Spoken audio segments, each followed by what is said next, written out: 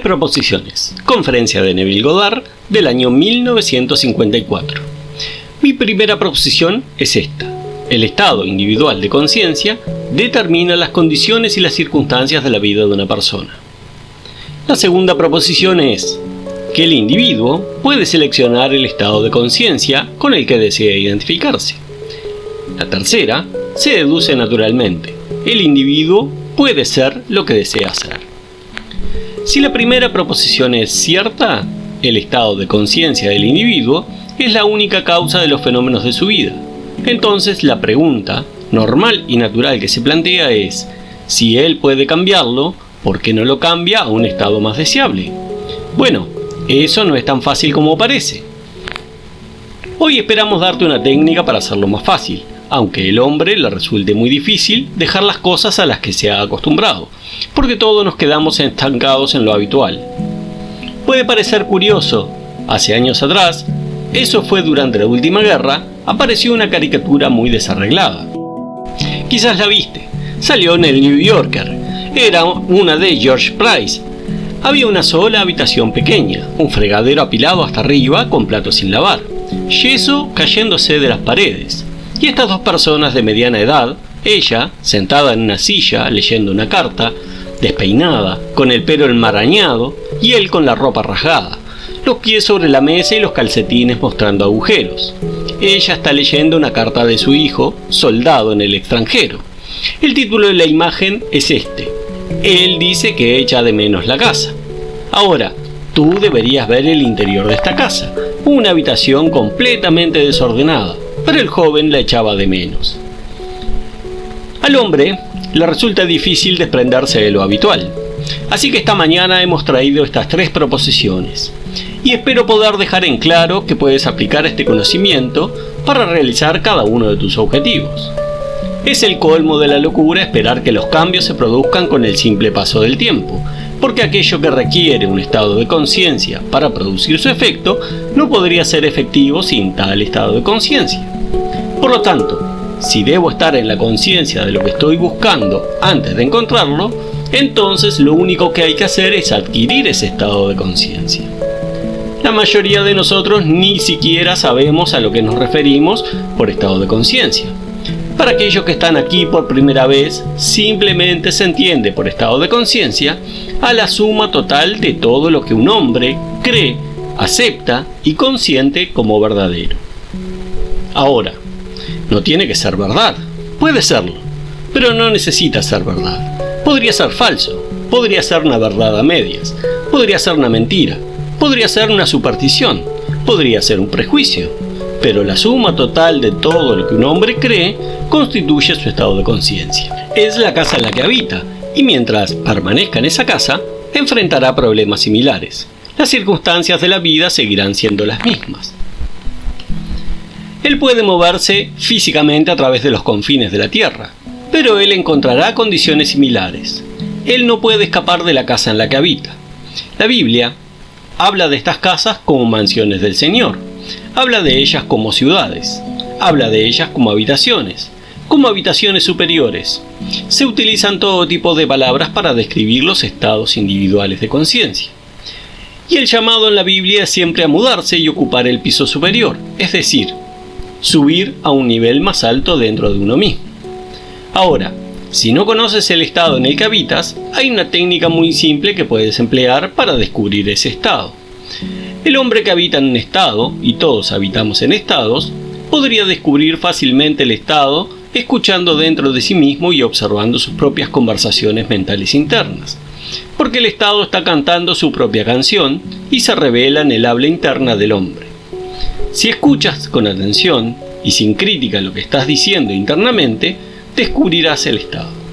Y no te sorprenderá que las cosas sean como son, porque escucharás dentro de ti la causa de los fenómenos de la vida. Así que lo que estás diciendo y haciendo internamente es mucho más importante que lo que reconoces exteriormente o aparentemente expresas exteriormente. De modo que cuando un hombre sabe lo que está haciendo internamente, entonces él puede cambiar. Si nunca has observado acríticamente tus reacciones a la vida, Si eres totalmente inconsciente de tu comportamiento subjetivo, entonces eres inconsciente de la causa de las cosas en tu mundo. Pero si te haces consciente del estado, entonces simplemente lo cambias. Aquí hay una técnica que he encontrado de gran ayuda, y me parece que funciona como un milagro. Cualquiera puede hacerlo. Yo sé que algunos de ustedes aquí posiblemente provienen de formas de vida extremadamente ortodoxas y les puede parecer extraño incluso el estar aquí, pero te aseguro que no estás solo. Muchos de tus líderes en la esfera ortodoxa buscan una audiencia con el orador. Muchos rabinos han estado en mi casa, muchos sacerdotes y muchos líderes protestantes.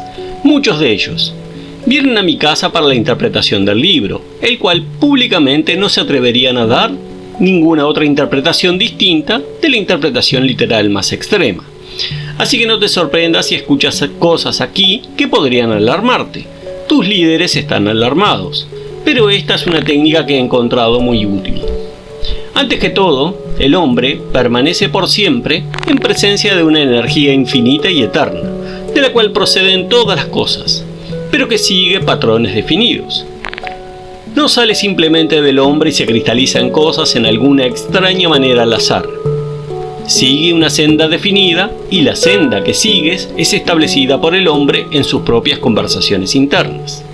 Así que, aunque el hombre está llamado a cambiar su forma de pensar para que pueda cambiar su mundo, porque se nos dice sean transformados mediante la renovación de su mente, el hombre no puede cambiar su pensamiento a menos que cambie sus ideas, porque él piensa a partir de sus ideas. Por tanto, si quisiera cambiar y transformarme, debo poner nuevas sendas y las sendas que coloco siempre se establecen en mi propia conversación interna. Entonces, ¿qué estoy diciendo cuando estoy aparentemente solo? Yo puedo sentarme en esa silla, pararme aquí o caminar por las calles y no puedo dejar de hablar. El hombre no se da cuenta de que está hablando, porque nunca está lo suficientemente silencioso para escuchar la voz que habla dentro de sí mismo, pero interiormente está susurrando lo que externamente está teniendo lugar como condiciones y circunstancias. La mayoría de las cosas que susurra son negativas para justificar su comportamiento. No hay necesidad de justificar. Él está excusando la demora o excusando el fracaso, o está discutiendo, o está juzgando con severidad o está condenando. Muchos de nosotros tenemos un secreto afecto por las heridas. No queremos gustarle a ciertas personas, simplemente no nos gustaría que les gustáramos. Simplemente no queremos que ocurran ciertas cosas en nuestro mundo, aunque puedan aportar un mayor confort y una mayor satisfacción. El hombre tiene un sentimiento peculiar, extraño, un pequeño afecto por el sentimiento de no ser deseado o el sentimiento de ser herido, y le gusta hablar de ello. Bueno, intenta sacar a ese hombre de ese estado habitual. Sería tan difícil como mantener a ese joven soldado lejos de aquella desordenada habitación. Él regresa a las desordenadas habitaciones dentro de sí mismo. Tú no ves los platos sin lavar dentro de ti mismo, pero si solo pudieras ver el estado psicológico interno en el que la mayoría de nosotros habitamos, verías una habitación mucho más sucia que la de George Price, ilustrado en la revista New York. Están todos los platos sucios en nuestro interior. Por fuera los lavamos, pero como se nos dice en la Biblia, dejamos el interior sin lavar y nos volvemos semejantes a sepulcros blanqueados. Si yo deseo sinceramente cambiar mi mundo, no hay nadie en mi mundo a quien necesite cambiar, excepto a mí mismo. Por lo tanto, no necesito cambiarte como individuo, pero sí necesito cambiar mi actitud hacia ti. Si no te gusto, o si pienso que no te gusto, o si tu comportamiento me ofende, la causa de esa ofensa no está en ti ni en tu comportamiento, sino que yo debo buscar esa causa dentro de mí mismo. Ahora, si soy serio y honesto sobre mi búsqueda, la encontraré y veré que internamente, cuando pienso en ti, nunca es una conversación agradable la que sostengo contigo. Así que déjame sentarme ahora y traerte ante el ojo de mi mente, y al hacerlo, déjame imaginar una conversación que implicaría un cambio radical en mi mundo. Déjame traerte y cambiar mi actitud hacia ti, poniendo nuevas sendas relativas a ti. Estas sendas se convertirán en las sendas a través de las cuales se derramará esta energía eterna. Una energía que solo está pensando, moviéndose, a través de las sendas establecidas en mis propias conversaciones internas. Resultará en cambios en mi mundo externo. Si repito las conversaciones y lo hago con más frecuencia, entonces se convierte en un hábito y descubriré que cuando me ocupo de los asuntos de mi padre en el mundo externo, estoy internamente, a través del hábito, llevando estas conversaciones cambiadas y más amables. Ahora, una transformación de conciencia definitivamente resultará en un cambio en el entorno y las condiciones, pero me refiero a una transformación de conciencia. No me refiero a una ligera alteración de la conciencia como un cambio del estado de ánimo. Es bueno cambiar el estado de ánimo de uno desagradable a uno encantador, pero yo quiero una transformación, y por transformación me refiero a un estado en el que me he estado moviendo y me muevo tan a menudo que se convierte en un hábito. Entonces, ese estado se hace tan estable que expulsa de mi conciencia a todos sus rivales, y ese estado central habitual define mi carácter y realmente constituye mi nuevo mundo. Eso significa una transformación, pero si solo lo hago un poco y regreso a mi estado anterior, entonces puedo haber tenido un ascenso temporal, pero no notaría cambios radicales en mi mundo exterior. Yo notaré estos cambios en mi mundo exterior si, interiormente, realmente he cambiado. Entonces, sin esfuerzo de mi parte, encontraré que el mundo exterior está cambiando para corresponder a los cambios que tuvieron lugar dentro de mí. Tenlo presente. No puedo enfatizarlo lo suficiente, ya que es de gran importancia. Este algo maravilloso llamado la capacidad del hombre de hablar dentro de sí mismo y sin la ayuda de nadie en el mundo. Sentado solo en casa, él puede construir una frase que implicaría el cumplimiento del ideal. Tú puedes construir una frase que implicaría que bendigo a una amiga porque ha realizado su objetivo, que lo que tú sabes que ella quiere, ya lo tiene. Entonces, ¿qué te diría ella si lo hubiera realizado? Bueno, escuchas atentamente como si hubieras escuchado y realmente escucharás. Si estás lo suficientemente en silencio, escucharás como viniendo de afuera lo que realmente estás susurrando desde dentro de ti. El hombre es este maravilloso templo en el que se lleva a cabo todo el trabajo y el mundo exterior es solo una proyección del trabajo realizado dentro de sí mismo. Este llamado hombre presente lamentablemente está dormido. Se nos dice bellamente en la Biblia que Adán se durmió en el segundo capítulo del Génesis. Fue puesto en un sueño profundo del cual no ha sido despertado. No hay ninguna referencia en la Biblia donde Adán haya sido despertado de su sueño, pero hay una referencia donde se despertó, pero no como Adán. Despertó como un segundo hombre llamado Jesucristo. Así que en Cristo se despiertan y en Adán todos duermen. Un hombre que está totalmente inconsciente de la actividad mental que se desarrolla dentro de él es el que duerme como Adán. Él no lo sabe. Él camina con los ojos bien abiertos. Puede ser una persona muy importante en el mundo. Puede ser rico. Puede ser famoso. Puede tener todas las cosas que admiras. Pero si él está totalmente inconsciente de esa actividad mental que es la causa de los fenómenos de su vida, ese hombre está profundamente dormido y es personificado como Adán. Él leerá su Biblia y pensará que es una historia literal. Él leerá dónde se puso a dormir Adán y que de Adán se tomó la costilla y se formó una mujer llamada Eva. Pero cuando un hombre comienza a despertar se da cuenta de que esta Eva simbólica de la Biblia es solo su propia emanación, ahora llamada por el nombre de la naturaleza. Y la naturaleza es su esclava y debe moldear la vida a su alrededor como lo hace dentro de sí mismo. Pero si está dormido, la moldea en confusión. Pero él la moldea de todos modos, ya que usa la misma técnica que su padre usó para construir un mundo. Él usa el habla, él usa la conversación interna, y es así como se creó este vasto mundo. Entonces, él usa la misma técnica, él tiene el habla y tiene la mente, pero en el estado de sueño provoca condiciones extrañas y no sabe que él es la causa de las cosas extrañas a su alrededor. Cuando él comienza a despertar, entonces despierta solo como un ser. Despierta como Jesucristo y el ser llamado Jesucristo, personificado en nuestros evangelios. Es simplemente la imaginación despierta y amorosa. El amor imaginativo, donde solo el amor lo guía, es incapaz de escuchar nada más que lo amoroso. Cuando ese ser comienza a despertar, no ve las cosas con pura objetividad, ve todo subjetivamente relacionado con él mismo. Él es incapaz de encontrarse con un extraño.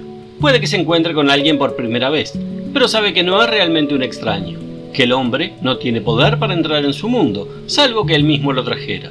Ningún hombre puede venir a mí, salvo que yo lo llame. Ningún hombre me quita la vida, yo mismo la dejo. Tú no me elegiste a mí, yo te he elegido a ti.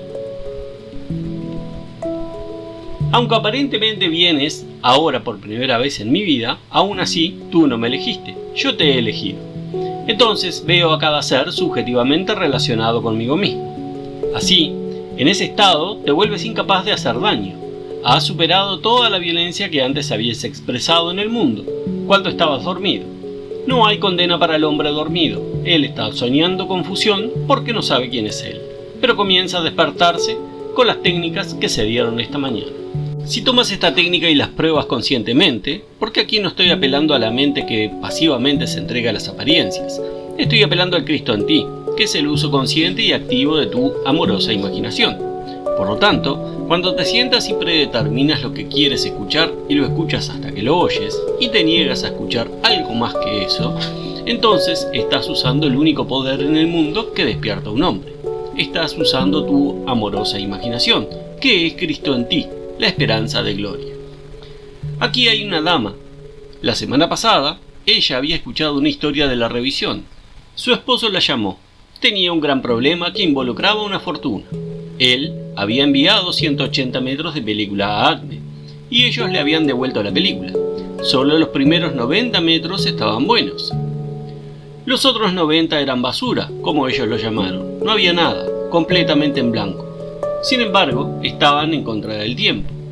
Esos 180 metros de película tenían que estar en un avión rumbo a Chicago en el presente inmediato. En menos de 12 horas tenían que estar allí. Ese era el contrato, pero se tomaron 90 metros de película. No aparecía ningún sonido, todo estaba en blanco. Ella se sentó cuando su esposo la llamó desesperadamente. Se sentó en la cama, justo donde había recibido la llamada. Levantó el auricular y se sentó en silencio hasta que ella oyó que el teléfono sonaba y a través de ese cable la misma voz, pero ahora no era una voz ansiosa, sino una voz tierna y amorosa. Era su esposo explicando que todo se había resuelto. Habían encontrado lo que aparentemente habían perdido para siempre. Ella se sentó en silencio durante 1 hora y 10 minutos y allí escuchó y escuchó hasta que todo el cuerpo se quedó en silencio, escuchando solo lo que ella quería escuchar. Y 1 hora y 10 minutos más tarde, mientras aún estaba en el silencio, sonó el teléfono. Era su esposo, quien llamaba para decirle que Acme lo llamó para explicar y disculparse. Había sido un error. Habían encontrado los 90 metros de película que faltaban. Y no era basura. No estaba en blanco. Todo estaba perfecto. La persona promedio, desconociendo esta ley de revisión, o incluso aquellos que la conocen, habrían aceptado como definitiva la evidencia de los sentidos y recibiendo noticias que parecían tan verídicas, habrían entrado en una gran angustia llamando a Acme y enviando todo tipo de mensajes para corregirlo. Pero ella escuchó y actuó de acuerdo a eso. Y esto es a lo que me refiero cuando digo que un poco de conocimiento, si lo llevas a cabo en la acción, será mucho más beneficioso que mucho conocimiento que olvidas llevar a cabo en la acción. Muchos de ustedes aquí presentes, y esto no es un juicio, tienen el mismo conocimiento que tiene esta señora. Ella recientemente ha estado viniendo aquí, pero ella escuchó, ella asistió a todas las reuniones en el Level, y ella ha estado aquí. Sin dudas, ella está aquí esta mañana. Ella, por lo menos, vino los primeros 2 domingos y no se ha perdido ninguno en el Level. Y después de haber escuchado el arte de la revisión, actuó en consecuencia. Otros escucharon el arte de la revisión. ¿Has actuado en consecuencia? ¿Anoche dejaste que el sol descendiera sobre tu ira? ¿Dormiste anoche con algún problema, algún conflicto sin resolver? ¿O anoche realmente te acostaste habiendo resuelto todos los conflictos y problemas del día? Todos los pequeños problemas, cada uno, debe ser resuelto, debes reescribir la obra. Si no reescribes los eventos de ayer e hiciste que se ajustaran al ideal que desearías haber experimentado, entonces escuchaste, pero no eres un hacedor. Y así se nos dice en la Biblia: sean hacedores de la palabra y no simplemente oidores, porque si eres un oidor y no un hacedor, entonces eres como un hombre que mira su rostro en un espejo y se da vuelta y se olvida qué clase de persona es. Pero si eres un hacedor y no un oidor olvidadizo, entonces serás bendecido en lo que haces, porque mirarás a la ley de la libertad y te liberarás a ti mismo, y liberándote a ti mismo, serás bendecido en lo que haces. Para aquellos de ustedes que son estudiantes de la Biblia y quieren verificarlo, lean el libro de Santiago. Encontrarán esa historia en el primer capítulo de la Epístola de Santiago, donde él mira y se libera a sí mismo. Así ella se liberó a sí misma, escuchando hasta que oyó exactamente lo que quería escuchar, y realmente ella lo escuchó 1 hora y 10 minutos más tarde. Ahora, la mayoría de las personas a las que les digo no habrían actuado en consecuencia. Por hábito habrían entrado en angustia, habrían echado humo y se habrían preocupado, y ese mismo día habría llevado a casa las noticias negativas que sin duda él habría tenido. Ambos habrían dormido, permitiendo que el sol descendiera sobre su ira. Pero ahora sabes que no hay nada que cambiar en el exterior. Esa primera proposición es verdadera, que el estado de conciencia del hombre, que significa simplemente todo lo que él acepta, todo lo que cree, todo lo que consiente, eso y solo eso, es la causa de los fenómenos de su vida. El hombre puede cambiar su estado de conciencia y por lo tanto el hombre puede determinar las condiciones de su vida. Pero el paso del tiempo en sí no hará nada. El tiempo es solo una facilidad para los cambios en la experiencia, pero no puede producir el cambio. Es simplemente aquello que permite que se produzcan cambios, pero no puede producirlos. El espacio nos da la facilidad para la experiencia y el tiempo para los cambios en la experiencia, pero por sí mismos no hacen nada. Debemos operar el poder. Entonces, si el individuo no se convierte en el operador, esperará en vano. Así que nadie, esta mañana, de hecho, nadie que venga aquí a lo largo del año, debería permitirse nunca culpar a otro. Nunca permitirse justificar el fracaso, porque solo está delatando su propia falta del uso de la ley. A cualquiera que escuches que se esté quejando de un tercero, no tiene idea de cómo se está traicionando a sí mismo. Él te está contando sobre sus propios platos sucios, pero él no lo sabe. Él piensa que está en aquel que ahora está juzgando, pero mientras habla contigo, escucha atentamente y observa que debe lavarse dentro de él y ayúdale. En el ojo de tu mente reescribe el guión que escuchaste, y cuando lo dejes, imagina que escuchaste una conversación mucho más amorosa que la que escuchaste. Solo reescríbela para él y levantándolo dentro de ti, porque esa es tu tarea, es mi tarea. No estamos aquí para condenar, estamos aquí para redimir. Habiendo despertado, hemos encontrado a Cristo en nosotros como nuestra propia imaginación y así nuestro deber. Como se dice, el deber de Cristo es hacer la voluntad del que me envió, y la voluntad del que me envió es que todo lo que Él me ha dado, yo no pierda nada. Entonces yo lo levantaré de nuevo, y lo levantaré al encontrarme con alguien, y encontrándolo abajo, yo lo levanto dentro de mí. Simplemente escucho lo que yo quiero escuchar de Él. Tú estás escuchando mi voz esta mañana. Podrías tomar el tono, escuchar atentamente, y oirás este tono dentro de ti. Cuando escuches el tono dentro de ti, entonces pones sobre ese tono las palabras que deseas escuchar y después de haberla expuesto, escucha y no te muevas hasta que escuches ese tono comunicando esas palabras.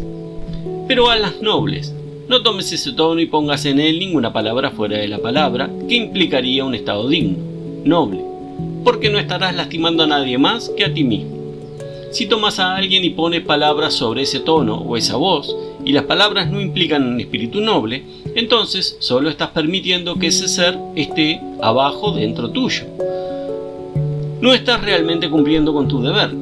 Así que aquí, esta mañana, cree estas proposiciones y luego de haberlas creído, haz algo al respecto. Sal y toma todo lo que hemos dicho sobre la conversación interna. Es verdaderamente la más grande de las artes. Tú oyes y solo escuchas lo que quieres escuchar. Tomas tu mano imaginaria y la pones en la mano de un amigo. La mano imaginaria de un amigo y allí lo felicitas por su buena fortuna. Si quieres que alguien te felicite, te permites ser felicitado. No bajas la cabeza, la mantienes en alto y aceptas la felicitación. Y cuando tú lo felicites, imagina que él es totalmente consciente del bien que ya es suyo, y él acepta esa felicitación y haz real el contacto. Eso es verdaderamente entrar en el reino de los cielos, porque tú entras en el reino y el reino está dentro de ti, no está afuera. Y sin embargo, entras en el reino por una comunión amorosa y sabia. Puedes entrar al reino en cualquier momento del tiempo, al viajar en el tranvía, al viajar en los autobuses y en toda conversación, Tú puedes entrar en el reino y bendecir a un amigo simplemente imaginando que ese amigo está contigo y que estás poniendo tu mano en su mano, felicitándolo por las buenas noticias que has escuchado sobre él. Y escucha como si respondiera con amabilidad y en ese momento lo has bendecido. Puede que esté a 1000 kilómetros de distancia, pero a partir de ese momento las cosas comienzan a moverse dentro de su mundo, porque tú has producido un cambio en la estructura de su mente, y cada modificación de la estructura de la mente de un hombre debe dar como resultado los correspondientes cambios externos. Así que tú provocas estos maravillosos cambios dentro de ti.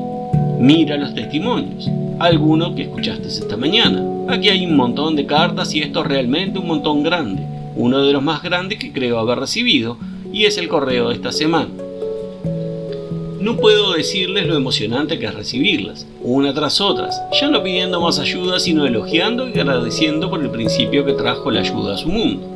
No puedo decirles cuántos en las últimas 2 semanas han recibido un aumento en los ingresos, un aumento en la posición, un mejor estado de salud. Las cosas pasaron porque hicieron algo al respecto. No solo estaban tomando asiento aquí el domingo por la mañana y esperando que las cosas sucedieran por asociación, ellos lo produjeron, produciéndolo primero dentro de sí mismos. Así que aquí esto trae a los hombres que son lo suficientemente grandes como para sostenerse con sus propios pies. Los hombres que quieren carne espiritual y han dejado atrás la leche que le dan al hombre dormido. Entonces, si deseas el concepto literal, todavía estás dormido, y este realmente no sería el lugar para obtenerlo, ya que desde esta plataforma se te dará carne espiritual, y debes salir y hacer algo al respecto. Si tuvieras el mayor conocimiento del mundo sobre alimentos y no comieras, morirías de inanición. Por lo tanto, lo que cuenta no es el conocimiento de ello, sino su aplicación. Ahora, comenzaremos mañana, y es interesante para aquellos a quienes les gusta su Biblia, aquellos a quienes les gustaría poner sus dientes mentales esta noche y venir mañana por la noche con un conocimiento intuitivo de ello, comenzaremos con el capítulo 49 del Génesis. Verás que mañana citaré mucho de ello. Esto es lo que dice el capítulo 49 de Génesis. En primer lugar, reúne a sus hijos para contarles lo que iba a acontecer en su futuro, y hay 12 de ellos. Es Jacob llamando a sus hijos, pero el quinto, cuando llama al quinto, le dice que el cetro nunca caerá, nunca se apartará de su mano, ni en una eternidad. Su nombre es Judá, el que fue el padre de la línea que floreció en Jesucristo. Cuando lees la genealogía se nos fue dada en Mateo y en Lucas. Luego se dijo que Judá tomó su borriquillo y lo ató a la vid, y luego lavó su vestidura en vino y lavó su manto en la sangre de uvas. Y sus ojos estaban rojos con el vino, y sus dientes blancos con la leche. Bueno, aquellos de ustedes que todavía quieran leer eso literalmente, pueden sentir algo de satisfacción al lavar su ropa con vino. Yo no, yo prefiero beber. Pero algunos la lavan con la sangre de uvas, y luego los dientes blancos con leche y el ojo inyectado en sangre con el vino. Pues bien, ese fue el que engendró con Tamar los gemelos que trajeron la línea que floreció en Jesucristo. Así que regresa y lee la genealogía de Judá. Y luego ve lo que hizo Judá, y cómo tomó 2 animales, uno que era un borriquillo y el otro que era un asno. Ahora no te diré la interpretación, ejercita la facultad intuitiva y ven mañana por la noche y escucha lo que tenemos que decir sobre la amatista o la piedra del vino, cómo un hombre debe hacer la amatista, cómo un hombre debe tomar sus vestiduras, una cosa que viste a la mente del hombre y lavarla con la sangre de las uvas, cómo un hombre no solo debe hacerlo, sino que su ojo debe estar igualmente inyectado de sangre con el vino y sus dientes blancos con la leche. Y mañana te mostraremos por qué le pusieron la túnica escarlata, y luego la más mística de todas, la túnica púrpura. Así que cuando las colocaron hasta el último acto, fue la colocación de la túnica púrpura sobre el hombre que había despertado, que ahora está listo para ascender en lo alto, a niveles más altos dentro de sí mismo. Pero no puedes ascender hasta que primero hagas la túnica púrpura. Y aunque tenemos órdenes en este mundo que tienen túnicas escarlatas y túnicas púrpuras, ningún hombre puede hacerlo por ti. Y por lo tanto, no puede ser tejido en ninguna fábrica. Debe ser tejido desde la fábrica dentro de uno mismo. Así que mañana por la noche, para aquellos que están interesados en profundizar en los misterios, nuestro tema es la duodécima, una amatista. El último acto de un hombre, el duodécimo, porque solo hay 12, luego viene lo máximo, yo diría, a los ojos del hombre, la menos preciosa de todas las piedras, pero a los ojos de Dios es la más preciosa y no es la pequeña cosa que encuentras entre las piedras, es la que encuentras dentro de ti. Así que ese es el tema de mañana. Ahora, entremos en el silencio.